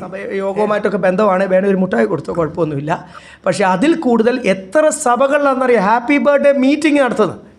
ഇത് തമിഴ്നാടും ആന്ധ്രയും കർണാടകയിലെല്ലാം നോർത്ത് ഇന്ത്യയിലെല്ലാം ഭയങ്കര ഗ്രാൻഡായിട്ടാണ്. പടക്കം വരെ പൊട്ടിക്കും. അന്ന് പാസ്റ്റർ വരും, അന്ന് ഇത് വലിയ ഫ്ലെക്സ്, ലൈഫ് സൈസ് ഫ്ലെക്സൊക്കെ കുഞ്ഞുങ്ങളെ അടിച്ചു വെച്ചിട്ട് ബലൂൺ ആകെപ്പാട് ഇവൻറ്റുകാരെ വിളിച്ച് അങ്ങ് ക്രമീകരിച്ച് ഹോളൊക്കെ എടുത്ത് നടത്തുന്ന എത്ര പേരുണ്ട്. അതിപ്പം കേരളത്തിലുമുണ്ട്. കേരളത്തിൽ ഇവിടെ എഴുതിയിട്ടുണ്ട് ആണ്ട് ആചരിക്കലെന്ന്. അതിന് മരണത്തിൻ്റെ ആണ്ടാണെങ്കിലും ജനനത്തിൻ്റെ ആണ്ടാണെങ്കിലും നോ റിമംബറൻസ് ഡേയ്സ്. ഇവിടെ എല്ലാം നമ്മൾ അറിയാതെ ഈ ഹാപ്പി ബർത്ത്ഡേ മീറ്റിങ്ങിന് എന്നെ പല മീറ്റിങ്ങിന് അങ്ങനെ വിളിച്ചിട്ടുണ്ട്. ഞാൻ പോയിട്ടില്ല. കാരണം ഹാപ്പി ബർത്ത്ഡേ ആണെങ്കിൽ അത് നമ്മൾ മീറ്റിംഗ് നടത്തുന്ന ദിവസം ആരെങ്കിൽ ബർത്ത്ഡേ ആണെങ്കിൽ നമ്മളെല്ലാം കൂടി സഭയായിട്ട് ചേർന്ന് പ്രാർത്ഥിക്കും. കഴിഞ്ഞ ഒരു വർഷം ദൈവം അവരെ സൂക്ഷിച്ചതിനായി സ്തോത്രം. അതിൻ്റെ അകത്ത് ആകപ്പാടെ ദൈവത്തിന് മഹത്വം കൊടുത്തുന്ന ഒരു കാര്യമേ ഉള്ളൂ, ദൈവത്തിന് ഈ കഴിഞ്ഞ നാളുകൾ നടത്തിയത് ഓർത്ത് സ്തുതിക്കുക. ഇനി വരുന്ന ആളുകൾ പരിജ്ഞാനത്തിലും സുബോധത്തിലും ജീവിക്കുകയാണ്, കൃപ തരണമേ എന്നുള്ള പ്രാർത്ഥന. അല്ലെങ്കിൽ സാധാരണ ഈ ഹാപ്പി ബർത്ത്ഡേ മീറ്റിങ്ങിൽ പാസ്റ്റർമാർ ചെയ്യുന്ന പരിപാടി അറിയാം. ആ കുടുംബത്തെ അങ്ങ് പുകഴ്ത്തും, ആ കുഞ്ഞിനെ അങ്ങ് പുകഴ്ത്തും, എല്ലാവരോടും ചേർന്ന് ആ കുഞ്ഞിനെയും പുകഴ്ത്തി കുടുംബത്തെയും പുകഴ്ത്തി. ഈ പുകഴ്ത്തലിൻ്റെ ഇടയ്ക്ക് കർത്താവ് അവിടെ വന്നിരിക്കുമോ? ദൈവത്തിന് കൊടുക്കേണ്ട മഹത്വം മനുഷ്യന് കൊടുത്താൽ അതിന് വരാൻ പോകുന്ന ന്യായവിധി ഹെരോദ് രാജാവിനോട് ചോദിച്ചാൽ മതി. ജീവനോട് ഇരിക്കുമ്പോൾ പുഴുത്തുപോയി. ജീവനോടിരിക്കുമ്പോൾ പുഴു വന്ന് തിന്നുന്ന ആൾക്കാർ കണ്ടു. ചെവിയൊക്കെ ഇങ്ങനെ നടന്ന് വീണു. പുഴു തിന്ന് ഇങ്ങനെ ഓരോന്ന് പോകുന്ന കണ്ടു. എന്നിട്ടാണ് മരിച്ചത്. പുഴു തിന്നിട്ടാണ് പുള്ളി മരിച്ചത് ജീവനോടിരിക്കുമ്പോൾ. അങ്ങനെ ആരുടെ മുമ്പിൽ ആൾ കളിക്കാൻ നോക്കുന്നതെന്ന് വെച്ചാൽ അവരുടെ മുമ്പിൽ വെച്ച് തന്നെ ദൈവം നാണം കെടുത്തും, ജാതീയ രാജാവായിട്ട്, ഹെരോദ് രാജാവായിട്ട്. അതുകൊണ്ട് ദൈവത്തിന് കൊടുക്കേണ്ട മഹത്വം ആരും അത് എടുക്കാനോ അങ്ങനെയുള്ള കാര്യങ്ങൾ അവിടെ ആചരിക്കല്ല. കൊലോസ്യ ലേഖനത്തിൽ നിങ്ങൾ വായിച്ചില്ല എന്തൊക്കെയാണ്? No remembrance days, no years, no months, no seasons. എഫേസ്യ ലേഖനത്തിലും ഗലാത്യ ലേഖനത്തിലും എഴുതിയിരിക്കുന്നത് ഒരു ഫെസ്റ്റിവലും ഒരു സീസണും ഒരു ഫെസ്റ്റിവൽ, ഇതൊക്കെ ഇപ്പം വിശ്വാസികൾക്ക് ഭയങ്കര സെൻറ്റിമെൻറ്റ്സ് ആയിട്ട് വന്നിരിക്കുക. ഇനി ക്രിസ്മസ് ആണെങ്കിലും ന്യൂ ഇയർ ആണെങ്കിലും എന്തെങ്കിലുമൊക്കെ എല്ലാ വിഷയങ്ങളും, ഇനി എന്ത് കാര്യമാണെങ്കിലും ഒരാണ്ടും ആചരിക്കല്ല. ഒരു വർഷം കർത്താവ് നമ്മളെ നടത്തിയതിന് നന്ദി കരയേറ്റാം, അതിനൊരു കുഴപ്പവുമില്ല. കഴിഞ്ഞൊരു വർഷം ദൈവം നടത്തിയതിന് നമുക്കൊരു പ്രത്യേക ദിവസം ആചരിക്കുവാൻ ദൈവവചനം അനുവദിക്കുന്നില്ല, ശബത്ത് പോലും. ഇവർ പതുക്കെ ക്ഷീണിച്ചപ്പോൾ എന്തിന് പ്രാധാന്യം കൊടുക്കാൻ തുടങ്ങി? അതുകൊണ്ടാണ് കൊലോസ്യലേഖനം നമ്മൾ വായിച്ച 2 ഭക്ഷണപാനീയം സംബന്ധിച്ച് വചനം അനുവദിക്കാത്ത, ശ്വാസം മുട്ടിച്ചു കൊന്നതും അങ്ങനത്തെ ഒന്നും കഴിക്കുവാൻ പാടില്ല. ഉത്സവത്തിന് കൊടുക്കുന്ന ഭക്ഷണം, ദീപാവലി സ്വീറ്റ്സ്, ഓണം, ഞാൻ വ്യക്തമായി പറഞ്ഞു, പിന്നെ അറിഞ്ഞില്ല, നാളെ പറയില്ല. പഴയ വിശ്വാസികൾക്കറിയാം. ഓണപ്പായസവും അല്ലാത്ത ദിവസം പായസം കുടിച്ചോ, എനിക്ക് ഇഷ്ടത്തിന് കുടിച്ചോ, അല്ലാത്ത ദിവസം കേക്ക് കഴിച്ചോ. ക്രിസ്മസിന് എന്ത് ചെയ്യില്ല, ഒരു ഉത്സവ ദിവസം. ഇത് ദൈവമക്കളെ റോമൻ സൂര്യദേവൻ മിത്രായൻ്റെ ഫെസ്റ്റിവൽ, ഇതൊന്നും യേശുവിൻ്റെ ജന്മദിനമല്ല. ലോകം പല സമ്പ്രദായമുണ്ട്, പല ആചരിക്കും. അതൊന്നും തെറ്റാന്ന് പറഞ്ഞാൽ അവർക്ക് മനസ്സിലാകത്തില്ല. പരിശുദ്ധാത്മാവ് നമ്മുടെ ഉള്ളിലുണ്ടെങ്കിൽ നമുക്ക് മനസ്സിലാവുമല്ലോ. സ്തോത്രം. ഇതിലെല്ലാം ഗൂഗിൾ സെർച്ച് ചെയ്ത് ഇത് ശരിക്കും എന്തിൻ്റെ ദിവസമാണ്? ബർത്ത്ഡേ ഓഫ് ജീസസ് ആണോ? It's A birthday of Roman God അല്ലെങ്കിൽ മിത്ര. സ്തോത്രം. ഹല്ലേലൂയ. അപ്പോൾ റോമൻ ദൈവത്തിൻ്റെ പേരും പറഞ്ഞിട്ട് റോമിൽ സഭ ക്ഷീണിച്ച് കത്തോലിക്ക സഭയായി AD 325 നിക്കായ കൗൺസിൽ കൂടി, പിന്നെ ഓരോ വർഷം തോറും കൗൺസിൽ കൂടി ഓരോ ഉത്സവങ്ങളെ ഇങ്ങ് സ്വീകരിച്ചു. യേശുവിൻ്റെ ഫോട്ടോ എന്ന് പറഞ്ഞൊരു ഫോട്ടോ ഇങ്ങ് സ്വീകരിച്ചു. അവർ വർഷം തോറും പലതും സ്വീകരിക്കും.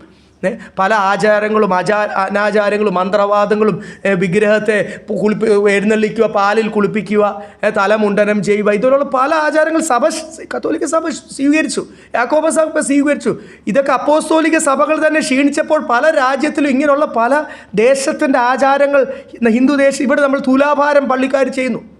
എന്തൊക്കെ ആചാരങ്ങളാണ് ഹിന്ദു ആചാരങ്ങൾ. ഇവിടെ വാസ്തു നോക്കുന്നു, അച്ഛന്മാർ പോലും പല കാര്യങ്ങൾ ഫോളോ ചെയ്യുന്നു, പാസ്റ്റർമാർ പോലും പല കാര്യങ്ങൾ ഫോളോ ചെയ്യുന്നു. ഭവനം പ്രതിഷ്ഠിക്കാൻ ചെല്ലുന്ന സമയത്ത് പാലടുപ്പേ വെച്ചിട്ട് പാസ്റ്റർ പിതാവിൻ്റെയും പുത്രൻ്റെയും പരിശുദ്ധാത്മാവിൻ്റെ നാമത്തിൽ, നിങ്ങൾക്കെല്ലാം അറിയാമെന്ന്, പവർ വിഷ്വലിൽ ഏറ്റവും കൂടുതൽ അല്ലെങ്കിൽ അതിൻ്റെ സ്ഥാപനങ്ങൾ അല്ലെങ്കിൽ എല്ലാവർക്കും അറിയാമെന്ന് ദൈവദാസനെ എൻ്റെ മുന്നിൽ വെച്ചിട്ടാണ്, അങ്ങോട്ട് ഓവർഫ്ലോ ചെയ്തില്ല. ആ ദൈവദാസൻ പറഞ്ഞു, പരിശുദ്ധാത്മ പറയണ്ടെന്നു, ഒന്നുകൂടെ പറയാൻ പറഞ്ഞു. അപ്പോൾ അവരോട് പറഞ്ഞു ഒന്നുകൂടെ കത്തിക്കാൻ പറഞ്ഞു. ഓവർഫ്ലോ ചെയ്യുന്നതിന് മുമ്പേ മണ്ട വരെ ചെന്നിട്ട് ഓഫ് ചെയ്തു. ആ വീട്ടിലെ സഹോദരി ഓഫ് ചെയ്തു. അപ്പോൾ എല്ലാവരും അടുക്കളയിൽ നിന്നിട്ടാണ്, നിങ്ങൾ മനസ്സിലാകണം, അവിടെ നല്ല ഒന്നാന്തരം ഹോള് കിടപ്പുണ്ട് പ്രാർത്ഥിക്കാൻ. എല്ലാം കൂടി പാസ്റ്ററും പ്രധാന പാസ്റ്ററും പാസ്റ്റർമാരെല്ലാം കൂടി അടുക്കളയിൽ വന്നു. ഞാൻ അടുക്കളയിൽ കയറിയില്ല, എന്നോട് വെളിയിൽ നിന്ന് കണ്ടുകൊണ്ടിരിക്കുക. എൻ്റെ ഒരു ബന്ധുവിൻ്റെയും കൂടി വീടാണ്. അവർ വിളിച്ചത് ആ പാസ്റ്ററിനെ.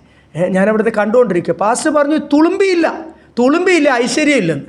എന്നിട്ട് പാസ്റ്റർ ഒന്നുകൂടി കത്തിപ്പിച്ച് തുളുമ്പിച്ചു. നിങ്ങൾ രഹസ്യമായിട്ട് എന്നോട് ചോദിച്ചാൽ മീറ്റിംഗ് കഴിഞ്ഞിട്ട് ഞാൻ പേര് പറയാം, നിങ്ങൾ ഞെട്ടും ആ പേര് കേട്ടാൽ. ആ മനുഷ്യനാ പറഞ്ഞത് തുളുമ്പിയില്ലെന്ന് പറഞ്ഞാൽ ഒന്നുകൂടി കച്ച് തുളുമ്പിച്ച്. അപ്പോൾ ഈ ഹിന്ദുക്കൾ വിശ്വസിക്കുന്നു പാല് തുളുമ്പി അതെല്ലാം അടുപ്പേ പോയാലേ വാസ്തവ ബലി, വാസ്തവ ഭൂതം, വാസ്തു ദൈവം സന്തോഷിക്കത്തുള്ളൂ, അവരെ സന്തോഷമായിട്ട് ആ ഭവനത്തിൽ ജീവിക്കാൻ സമ്മതിക്കത്തുള്ളൂ. അതിന് കൊടുക്കുന്ന ബലിയാണ് പെരവാസ്തോലി അല്ലെ വാസ്തവ ബലി. നമ്മളെന്തിനാ ഇതൊക്കെ?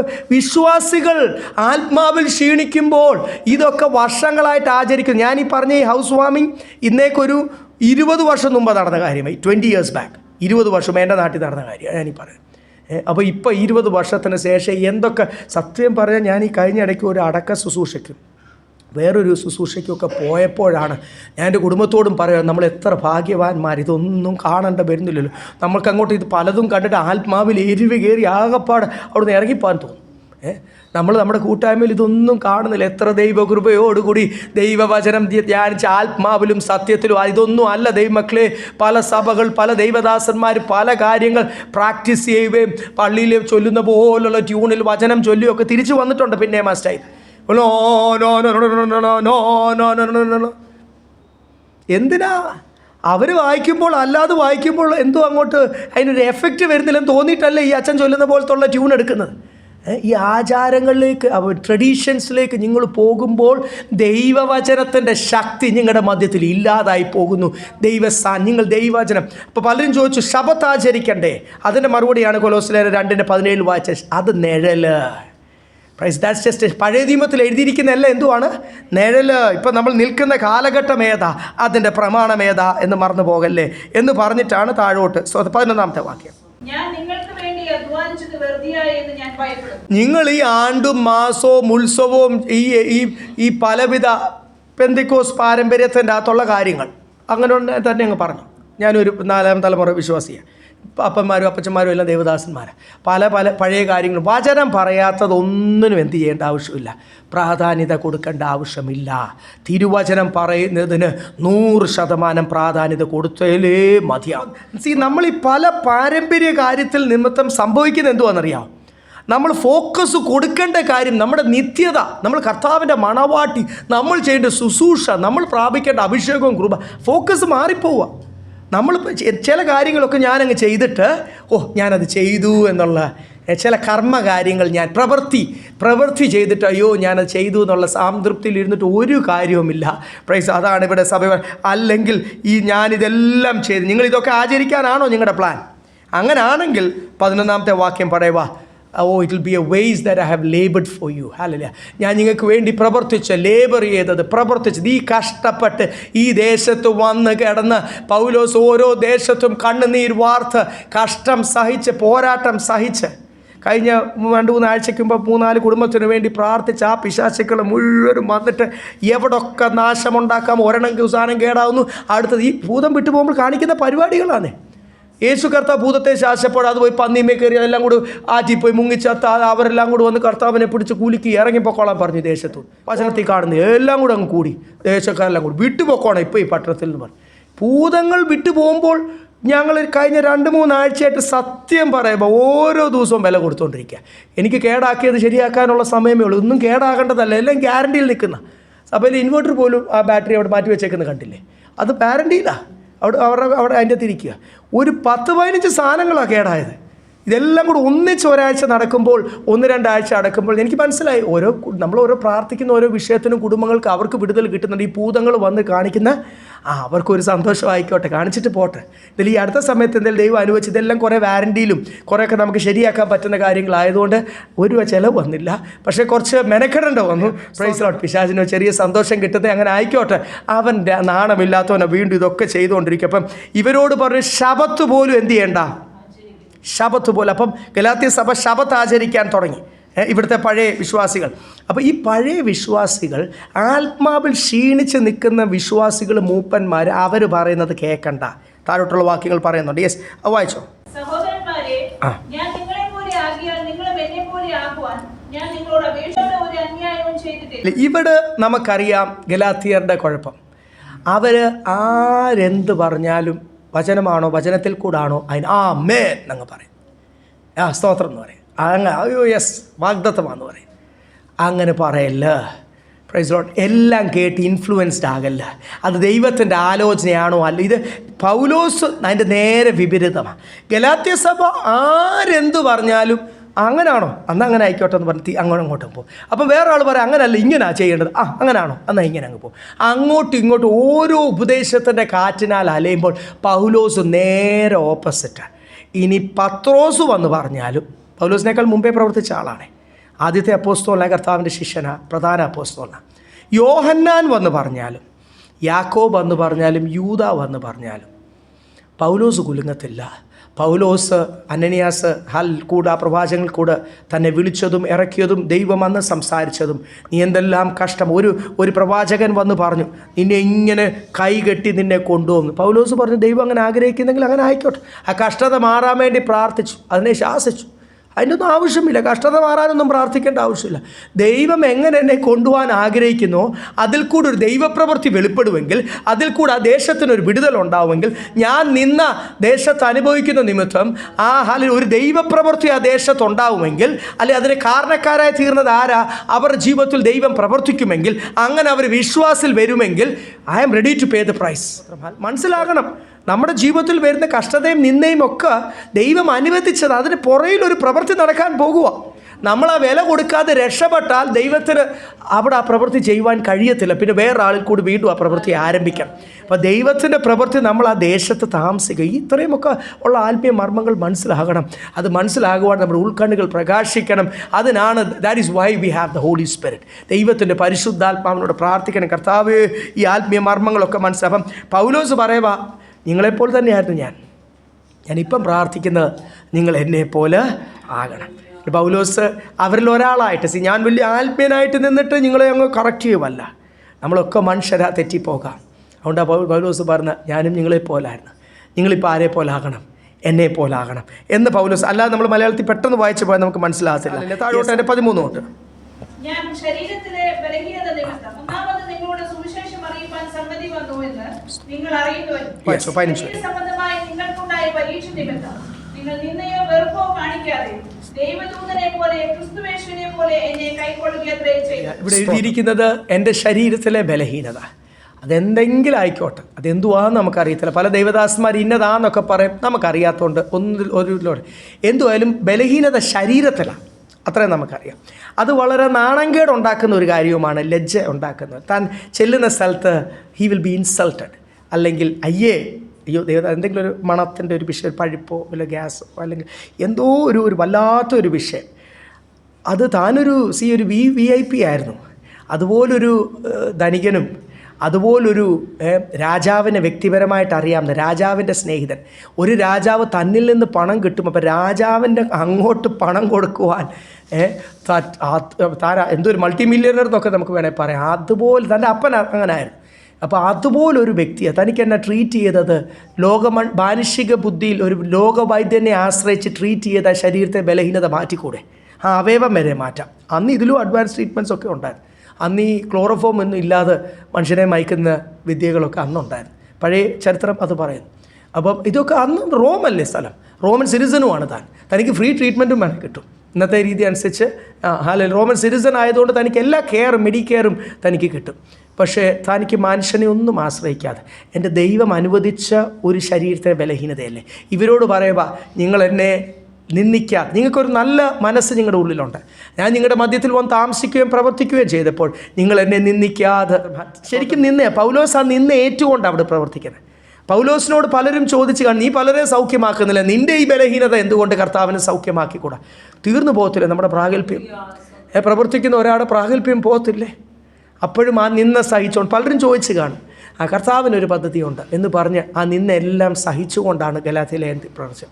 ഓരോ ദേശത്ത് ചെല്ലുമ്പോഴും താൻ പറയുന്നത് കൊരിന്ത്യ ലേഖനത്തിൽ എഴുതിയിരിക്കുമ്പോൾ 2 കൊരിന്ത്യയിൽ നമ്മൾ വായിക്കുന്നു, തൻ്റെ വെളിപ്പാടിൻ്റെ ആധിക്യം വന്ന് തന്നെ അഹങ്കരിച്ച് പോകാതിരിപ്പാൻ.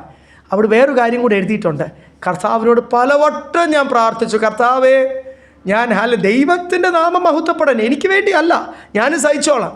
പക്ഷേ ഞാൻ ചെല്ലുന്നിടത്ത് കർത്താവ് സർവശക്തനാണെന്ന് പറയുമ്പോൾ എന്നാൽ പിന്നെ ആദ്യം നിൻ്റെ കാര്യം സൗഖ്യമാക്കിയിട്ട് വാ എന്ന് പറയുന്ന ആ ചോദ്യത്തിന് മുമ്പിൽ ഒരു വിടുതൽ കിട്ടുവാൻ, എനിക്ക് ആ വിഷയത്തിലും കംപ്ലീറ്റ്ലി പറയുവാൻ, ഈ രോഗം, ഈ ബലഹീനത, ഈ മനുഷ്യൻ എന്നെ നിന്ദിക്കാൻ ചാൻസ് ഉള്ള, നിന്ദിച്ചുകൊണ്ടിരിക്കുന്ന, എൻ്റെ മുഖത്ത് നോക്കി പറയുന്നില്ലായിരിക്കും, പക്ഷേ എൻ്റെ പുറയിൽ നിന്ദിച്ചുകൊണ്ടിരിക്കുന്ന ഈ ശാരീരിക വിഷയത്തിനോട് എനിക്ക് സൗഖ്യം തരണമേ എന്ന് പറഞ്ഞപ്പോൾ കർത്താവ് എന്തുവാ പറഞ്ഞു? My grace is sufficient for. അത് നിന്നെ ബലഹീനതയിൽ ശക്തനാക്കുന്നു. Praise the Lord. ഈ ബലഹീനത ഉണ്ടെങ്കിൽ മാത്രമേ നമ്മൾ കർത്താവിൻ്റെ സന്നിധിയിൽ മുട്ടുമടക്കത്തുള്ളൂ. ക്ഷീണങ്ങൾ ഉണ്ടെങ്കിൽ മാത്രമേ ഐ നീഡ് യുവർ സ്ട്രെങ്ത്, അങ്ങയുടെ ബലമില്ലാതെ എനിക്ക് പറ്റത്തില്ല, ഒരു ദിവസം പോലും ആ കർത്താവിൻ്റെ ബലമില്ലാതെ എനിക്ക് പറ്റത്തില്ല. അപ്പോൾ എന്നും കർത്താവിൽ ആശ്രയിക്കുവാനും കർത്താവിനോട് ചേർന്നിരിക്കുവാനും ആ ബന്ധത്തിലാണ് ഞാൻ ഓടുന്നത്, എൻ്റെ ആരോഗ്യത്തിലല്ല.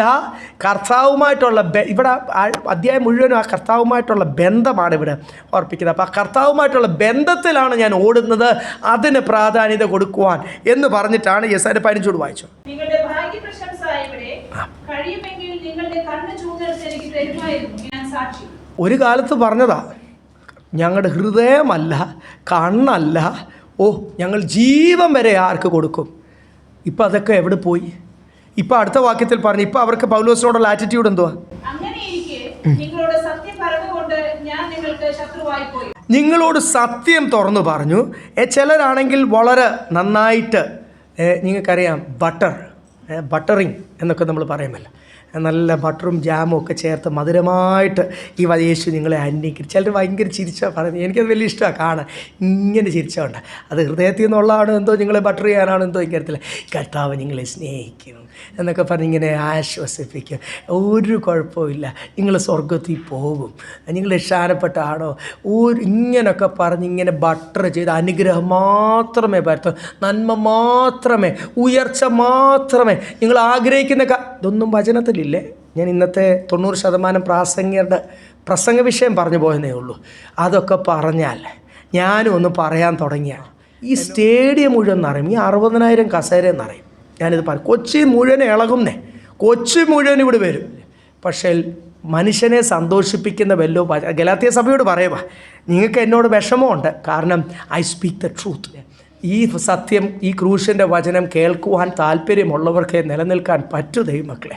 പലരും വന്നു പോയ ഒരു കൂട്ടായ്മയാണിത്. ഞാൻ പോലും ഓർത്തോണം, നമുക്കെല്ലാം ഇഷ്ടമേതാ, നമ്മൾ ആ സത്യം മനസ്സിലായാലേ പറ്റൂ.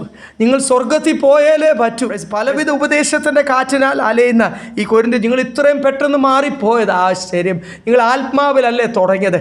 എന്തിനാണ് നിങ്ങളുടെ ഫോക്കസ് ഇപ്പം the life in this world, ഈ ലോകത്തിലെ ജീവിതമായി പോകുന്നത്? ഇവിടുത്തെ പണം, ദ്രവ്യാഗ്രഹം, എനിക്ക് പണം കിട്ടണം, എനിക്ക് വലിയവനായി തീരണം, എനിക്ക് ലോകത്തിൽ മാനിക്കപ്പെടണം, എൻ്റെ തലമുറ എല്ലാം അങ്ങ് ഭൗമികമായിട്ട് അനുഗ്രഹിക്കപ്പെടണം.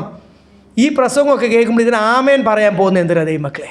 ആമേൻ പറയാൻ പോകുന്നെങ്കിൽ നിങ്ങളുടെ ഉള്ളിൽ ഇപ്പോഴും ദ്രവ്യാഗ്രഹം ഉണ്ടെന്നല്ലേ എൻ്റെ അർത്ഥം. എൻ്റെ ഉള്ളിലും ഞാൻ തന്നെ ഇത് ജഡത്തിന് വലിയ ഇഷ്ടമാണ്, എൻ്റെ ശരീരത്തിനും ഇഷ്ടമാണ്. പണം ആർക്കാണ് ഇഷ്ടമല്ലാത്ത? 10 കോടി കിട്ടിയാൽ 100 കോടി കിട്ടിയാൽ ആർക്കാണ് ഇഷ്ടമല്ലാത്ത ലാവിഷായിട്ട് ജീവിക്കാതിരിക്കാൻ? ആരും ആശ്രയിക്കുക, ജോലിയും ചെയ്യണ്ടല്ലോ, അതിൻ്റെ ഇൻട്രസ്റ്റും കൊണ്ടങ്ങ് ജീവിച്ചാൽ പോരെ. എല്ലാവർക്കും ഇഷ്ടമാണ്. പക്ഷേ കർത്താവ് നടത്തുന്ന വഴി കൂടെ ഗലാത്യ സഭയോട് ഓർപ്പിക്കുക 16-ാമത്തെ വാക്യത്തിൽ, നിങ്ങൾ ഒരിക്കൽ പറഞ്ഞതല്ലേ നിങ്ങളുടെ ഹൃദയമല്ല കണ്ണ് വരെ ഞാൻ തരാമെന്ന്. ഇപ്പോൾ നിങ്ങളുടെ അവസ്ഥ എന്തുവാണ്? സത്യം പറയുന്നതുകൊണ്ട് ഞാൻ നിങ്ങളുടെ എന്തായിപ്പോയോ? ശത്രുവായിപ്പോയോ? 17-ാമത്തെ വാക്യം. നിങ്ങളും അവയെക്കുറിച്ച് എരിവ് കാണിക്കേണ്ടതിന് അവർ നിങ്ങളെ പുറത്തിട്ട് അടച്ചുകളവാൻ ഇച്ഛിക്കുകയത്രയും ചെയ്യുന്നു. ഈ സഭയെ തന്നെ 2 പക്ഷമാണ്. ഒന്ന് പക്ക ഗലാത്യർ, ജാതികളിൽ നിന്ന് വന്നവർ, ആ ദേശത്തെ ലോക്കൽ ആൾക്കാർ. ആദ്യത്തെ ഗ്രൂപ്പ് ഏതാ? യെരൂശലേമിൽ നിന്ന് ചിതറിപ്പാർത്തപ്പോൾ പല സ്ഥലത്ത് ജോലിക്ക് വേണ്ടിയും ജീവൻ അഭയത്തിനു വേണ്ടി ഓടി. ദൈവത്തിൻ്റെ ഒരു പദ്ധതിയായിരുന്നു. അങ്ങനെയാണ് ഓരോ ജാതിക ദേശത്തും സഭ ഉണ്ടായത്. അവർ ഓരോ ദേശത്ത് വന്ന് സാധാരണ ജോലികളൊക്കെ ചെയ്യാൻ തുടങ്ങി. പൗലോസിനെ പോലുള്ള ദൈവദാസന്മാരൊക്കെ അവിടെ വന്നപ്പോൾ ആ ദൈവദാസന്മാരും ചേർന്ന് നമുക്കറിയാം ബൈബിളിൻ്റെ അകത്ത് അക്കുല്ലാസും പ്രിസ്കില്ലായൊക്കെ നിന്ന പോലെ അവരോട് സാധാരണ ജോലി ചെയ്താൽ. പൗലോസ് അവിടെ ചെന്നപ്പോഴാണ് അവർ യാദൃശ്യമായിട്ട് പൗലോസും ആ ജോലിയിൽ കൂടിയപ്പോൾ താൻ ചെന്നിടത്തെല്ലാം തന്നെ സപ്പോർട്ട് ചെയ്യാൻ ചെറിയ ജോലി ചെയ്യുമായിരുന്നു. ജോലിയിൽ കൂടിയപ്പോൾ അവിടെ വെച്ച് അവർ കണ്ടുമുട്ടി. അന്ന് തൊട്ട് അവർ പിന്നെ അവിടെ ആ ദേശത്ത് എന്ത് ചെയ്തു?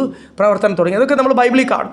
എന്ന് പറഞ്ഞ പോലെ ഈ ചിതറിപ്പാർത്തവർ ചെന്ന് അവർക്ക് കുറച്ച് വചനം അറിയാം, അഭിഷേകം പ്രാപിച്ചു, സ്നാനപ്പെട്ടു, അഭിഷേകം പ്രാപിച്ചു. യെരൂശലേമിൽ നിന്ന് അവർ കുറച്ച് നാൾ ആരാധിച്ചു. അവർ ചിതറിപ്പോയി. അവരാണ് ഈ കുറച്ച് കഴിഞ്ഞിട്ട് ആത്മീയമായിട്ട് ക്ഷീണിച്ചപ്പോൾ, ഞങ്ങൾ ആരാന്നറിയാമോ? ഞങ്ങൾ എബ്രഹാമിൻ്റെ മക്കളാണ്, ഞങ്ങൾക്ക് മാത്രമുള്ള ഒരു പ്രമാണമുണ്ട്, എബ്രഹാം ഞങ്ങൾക്ക് തലമുറയായിട്ട് ഞങ്ങൾ ആചരിക്കേണ്ട.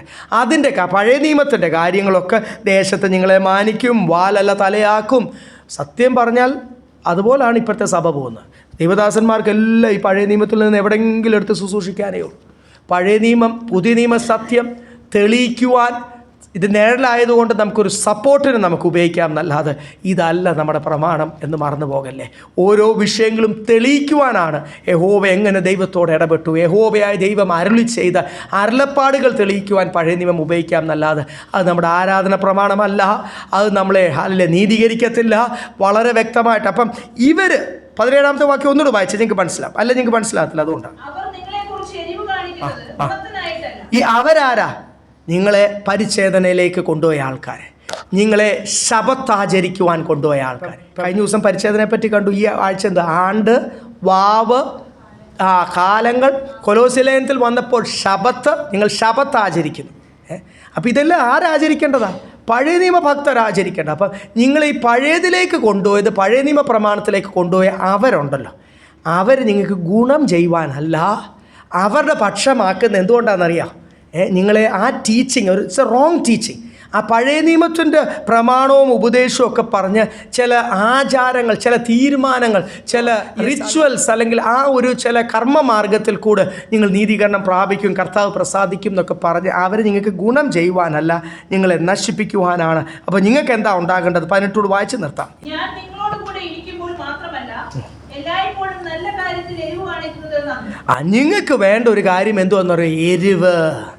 You should have seal. ആ എരിവുള്ളിടത്തോളം കാലം, തീഷ്ണതയുള്ളത്തോളം കാലം. യെശയ്യാ പുസ്തകത്തിൽ എഴുതിയിരിക്കുക, പിശാചിനോടുള്ള പോരാട്ടത്തിൽ കർത്താവ് എന്നെ എരിവും തീഷ്ണതയാലും എന്നെ ഐ വാസ് കവേർഡ് വിത്ത് എന്ന് എഴുതിയിരിക്കുന്നത്, എന്നെ പൊതിഞ്ഞു. അപ്പം നമ്മുടെ മേലങ്കിയായിട്ടൊരു വസ്ത്രമായിട്ട് ധരിച്ചു എന്ന് എഴുതിയിരിക്കുന്നത്. യെശയ്യാ പ്രവചന പുസ്തകത്തിൽ എഫെസ്യ ലേഖനത്തിൽ ഇവിടെ ബാക്കിയുള്ള സർവായുധ കവചം എഴുതുമ്പോൾ 2 കവചത്തിൻ്റെ കാര്യങ്ങൾ പഴയ നിയമത്തിൽ യെശയ്യാ പ്രവചന പുസ്തകത്തിൽ എഴുതിക്കാം. കർത്താവ് എന്നെ തീഷ്ണതയാലും എരിവിനാലും ആ മേലങ്കിയാൽ എന്നെ ധരിച്ചു, എന്നെ പൊതിഞ്ഞു, അല്ലെങ്കിൽ അങ്ങനെ ഒരു മേലങ്കി എൻ്റെ മേലിട്ടു. അപ്പോൾ ആ സീൽ, എരിവില്ലേലുള്ള കുഴപ്പം എന്തോന്നറിയാം? എരിവില്ലേ പിശാചിനോടുള്ള യുദ്ധം, അതൊന്നും എനിക്ക് വിഷയമല്ല. കർത്താവിൻ്റെ വേല, അഭിഷേകം പ്രാപിക്കുക, ഇതൊന്നും എനിക്ക് വിഷയമല്ല. അപ്പം നമുക്ക് ഈ ദിവസങ്ങൾ ഗലാത്യ സഭയോട് പറയുന്ന പോലെ തന്നെ ഇവിടെ 18-ാമത്തെ വാക്യത്തിൽ പറയുക, നിങ്ങൾക്ക് എന്തു വേണം? എരിവ് വേണം. You should have A seal. എന്നെ ദൈവം വിളിച്ചു, ഞാൻ വില കൊടുത്ത് ഇറങ്ങി. സ്തോത്രം, ഹല്ലേലൂയ. അവസാനം വരെയും കർത്താവ് എന്നെ വിളിച്ച വിളി അനുസരിച്ച് ഞാൻ നിൽക്കും. അത് നിന്ന് അനുഭവിക്കേണ്ട വന്നാലും സ്തോത്രം, ശരീരത്തിൽ മനസ്സിൽ വില കൊടുക്കേണ്ട വന്നാൽ ഇതിനൊക്കെ 100 ഇരട്ടി പ്രതിഫലമുണ്ട് ദൈവമക്കളെ. ഈ നിന്നയ്ക്ക് എന്തുണ്ട്? into 100, praise the Lord, 100 times. നിങ്ങൾക്ക് അതിൻ്റെ മൾട്ടിപ്ലിക്കേഷൻ അറിയാമോ? ഹല്ലേലൂയ. 1 into 100 തന്നെ 100. ഹല്ലേലൂയ. അപ്പോൾ 10 വട്ടം നിന്ന് അനുഭവിക്കേണ്ട വന്നാൽ പ്രതിഫലം എത്ര? into 100, 10,000. ദൈവമാ പറയുന്നത്. ഓരോ യേശുവിന് വേണ്ടി സ്വർഗം നിമിത്തം നിങ്ങൾ അനുഭവിക്കുന്ന ഓരോ കാര്യത്തിനും 100 ഇരട്ടി പ്രതിഫലം സ്വർഗത്തിൽ കിട്ടും. ഈ ലോകത്തിൽ ദൈവത്തിൻ്റെ നീതിയും നിങ്ങളുടെ മേലുണ്ടാവും. അത് ഒരു സത്യമാണ്, അത് നമ്മളോടുള്ള വാഗ്ദത്തമാണ്. It is a promise. നമ്മൾ ആദ്യം മനസ്സിലാകണം. അതുകൊണ്ട് സ്തോത്രം, ഇവരോട് പറയുക, നിങ്ങൾക്ക് എരിവുണ്ടായാലേ പറ്റൂ. ഹല്ലേലൂയ. എരിവുണ്ടാകണം എന്ന് പറഞ്ഞിട്ടാണ്. ദൈവം എന്നെ ഏൽപ്പിച്ചിരിക്കുന്ന ഒരു മിഷൻ. ഇവിടെ വയനാട്ടിൽ അസാധ്യമായ കാര്യം, എത്ര നീന്തൽ വിദഗ്ധർ വന്നു, എത്ര ആൾക്കാർ വന്നു. ഫൗണ്ടേഷൻ ഇല്ലാതൊരു പാലമുണ്ടാക്കാൻ പറ്റുമോ? അവിടെ പല ആൾക്കാർ വന്നിട്ട് അവരാരും കണ്ടിട്ടില്ലാത്ത പോലൊരു ഒഴുക്കും ആഴവും, ഈ ആഴത്തിൻ്റെ അകത്ത് മുഴുവൻ വലിയ കല്ലുകളാണ്, പർവ്വതത്തിൻ്റെ വലിപ്പമുള്ള കല്ലുകൾ അതിൻ്റെ അടിയിൽ കിടക്കുന്നത്. അതുകൊണ്ട് സാറ്റലൈറ്റ് സിസ്റ്റം വർക്ക് ചെയ്തില്ല. എന്തെങ്കിലും കിടപ്പുണ്ടെങ്കിൽ കല്ലിൻ്റെ അടിയിലാണ് കിടക്കുന്നത്. GPS വർക്ക് ചെയ്തില്ല, സാറ്റലൈറ്റ് സിസ്റ്റം വർക്ക് ചെയ്തില്ല. ഏതൊക്കെ രീതിയിൽ റഡാർ, റേഡിയേഷൻ, സോണാർ അല്ലെങ്കിൽ ഇതൊക്കെ നോക്കിയിട്ട് ഈ ഡിവൈസസ് ഒന്നും വർക്ക് ചെയ്തില്ല. മനുഷ്യൻ്റെ ഒഴുക്ക് നിമിത്തം ഇങ്ങോട്ട് ഇറങ്ങും, ബോട്ടിൽ ഒരാൾ ചാടണയിൽ ഇങ്ങോട്ട് ഇറങ്ങും, നിമിഷത്തിൻ്റെ അകത്ത് അയാൾ 1 കിലോമീറ്ററിൻ്റെ അപ്പുറത്ത് പോകും. അത്രയ്ക്ക് ഒഴുക്കാണ്. ഒരു മനുഷ്യൻ ഒരു സ്ഥലത്ത് നിന്നാൽ ഇതിന് കലക്ക വെള്ളവും ഒന്നും നടക്കത്തില്ല. സ്തോത്രം, ഹല്ലേലൂയ, പ്രൈസ് ലോർഡ്. ഞാൻ പറഞ്ഞത് യെസ്, ഹല്ലേലൂയ. ആ സാഹചര്യത്തിലൊക്കെ പട്ടാളക്കാരൊരു ബെയിലി പാലം 2 ദിവസത്തിൻ്റെ അകത്ത് ഒറ്റയടിക്ക് ഇതിൻ്റെ വലിപ്പം നിങ്ങൾ കണ്ടല്ലോ, ആ നദിയുടെ വലിപ്പം നിങ്ങൾ കണ്ടല്ലോ. ഇക്കരെ അക്കര എന്ന് പറഞ്ഞാൽ ഇവിടെ നിന്നാൽ അക്കരെ നിൽക്കുന്ന മനുഷ്യനെ പൊടിയായിട്ട് കാണുന്ന അത്രയും വലുപ്പത്തിൽ ഒരു തൂണുമില്ലാതെ ഒരു പാലം അവർ ഇട്ടിട്ട് അങ്ങ് പോയി. അതിൻ്റെ മേളിൽ കൂടാണ് ഈ വലിയ ടണ്ണർ, എത്ര ടൺ വെയിറ്റുള്ള ക്രെയിനും ഈ ഡ്രഡ്ജിങ് മെഷീൻസും അത് കൊണ്ടുവന്ന് ഈ ലോറിയുടെ മേളിലാണ് ക്രെയിൻ വെച്ചിട്ട് കൊണ്ടുപോകുന്നത്. ഇത്രയും ടൺ കണക്കിന് വെയിറ്റ് താങ്ങാൻ പറ്റുന്ന ഒരു പാലമായി മാറിയത്. മനുഷ്യനെല്ലാം പറ്റത്തില്ല എന്ന് പറയും. എരിവുണ്ടെങ്കിൽ ആ മിഷൻ എന്ത് ചെയ്യും? ചെയ്ത് തികച്ചു. 2 ദിവസത്തിനകത്ത് അവർ ചെയ്ത് തികച്ചു. അവർ പാട്ടിനും പോയി. അവരതിൻ്റെ മഹത്വത്തിനും നിന്നില്ല, മാനത്തിനും നിന്നില്ല, പണവും വാങ്ങിക്കാൻ നിന്നില്ല. ഈ ഒരു മിഷൻ, ദൈവം ഏൽപ്പിക്കുന്ന ഒരു മിഷൻ ചെയ്ത് തികയ്ക്കണമെങ്കിൽ എത്ര പ്രതികൂലം വന്നാലും നിങ്ങളെയും നിങ്ങളുടെ കുടുംബത്തെയും കൊണ്ട് ദൈവം ആ ദേശത്തും നിങ്ങളുടെ കുടുംബക്കാരുടെ മധ്യത്തിലും ചെയ്ത് തികയ്ക്കുവാൻ ആഗ്രഹിക്കുന്ന ഒരു ശുശ്രൂഷ അത് ചെയ്യണമെങ്കിൽ നിങ്ങൾക്ക് എന്ത് വേണം? എരിവ് വേണം. വചനത്തിന് വേണ്ടി നിൽക്കണമെങ്കിൽ എരിവ് വേണം. ഹല്ലേലൂയ. നിങ്ങൾ എടുത്ത തീരുമാനത്തിൻ്റെ പുറത്ത് നിൽക്കണമെങ്കിൽ എരിവ് വേണം എന്ന് പറഞ്ഞിട്ട് അടുത്ത വാക്യം കൂടെ ഒന്ന് വായിച്ച് അങ്ങനത്തേക്ക് അടുത്ത ആഴ്ച നമുക്ക് 19.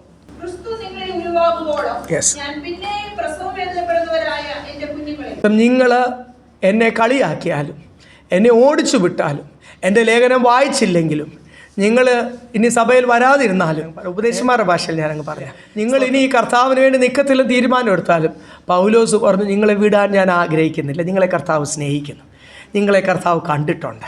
നിങ്ങൾ ഒരു കാലത്ത് പറഞ്ഞ തീരുമാനമാണ് പൗലോസ് നേരത്തെ പറഞ്ഞത്. ആ നിങ്ങളെ കൊണ്ടാണ് പെട്ടെന്ന് നിങ്ങളുടെ തീഷ്ണതയും പോയി, എരിവും പോയി, നിങ്ങൾ ലോകസ്നേഹികളായിപ്പോയി. ഇപ്പോൾ കർത്താവ് നിങ്ങളോട് സംസാരിച്ചാൽ പോലും നിങ്ങൾക്ക് മനസ്സിലാകാത്ത ഒരു അനുഭവത്തിലാണ്. ക്രിസ്തു നിങ്ങളിൽ ഉരുവാകുന്നിടത്തോളം I will pray for you. ഞാൻ നിങ്ങളെ ലേഖനം അയക്കും, പ്രാർത്ഥിക്കും, വന്ന് നിങ്ങളെ എൻകറേജ് ചെയ്യും. ഞാൻ ഈ പണി ചെയ്തുകൊണ്ടിരിക്കും. കാര്യം കർത്താവ് എന്നെ ഏൽപ്പിച്ച പണിയാ, അത് എരിവോടുകൂടി ഞാൻ ചെയ്യും. നമുക്ക് എത്ര പേർക്കാണ് നമ്മളെ ഏൽപ്പിച്ചിരിക്കുന്ന ശുശ്രൂഷ? എന്തുവാ? ഓരോരുത്തർക്ക് വേണ്ടി നമ്മൾ പ്രാർത്ഥിക്കുന്നില്ലേ? നമ്മുടെ കുടുംബക്കാർക്ക് വേണ്ടി. ഇനി നമ്മുടെ വിശ്വാസത്തിലുള്ള നമ്മുടെ കുടുംബക്കാരാണെന്ന് വിചാരിച്ചോ, നമ്മുടെ കുടുംബമാണെന്നങ്ങ് വിചാരിച്ചോ. പലപ്പോഴും കർത്താവ് പറയുന്ന ഈ ആഴങ്ങളൊക്കെ മനസ്സിലാകുന്നില്ലെങ്കിൽ ദൈവം ആഗ്രഹിക്കുന്ന സമർപ്പണത്തിൽ നിൽക്കാൻ പറ്റത്തില്ല. നമ്മൾ ചിലപ്പോൾ ഫ്രസ്ട്രേറ്റഡ് ആകാറില്ലേ? നോ, ഇവിടെ പൗലോസ് പറയുക, till Christ be formed in you, ഞാൻ പ്രവർത്തിച്ചുകൊണ്ടിരിക്കും. ക്രിസ്തു നിങ്ങളിൽ ഉരുവാകുന്നിടത്തോളം. അല്ല, ക്രിസ്തു നമ്മളിൽ ഉരുവായാൽ പിന്നെ നമ്മളല്ലല്ലോ.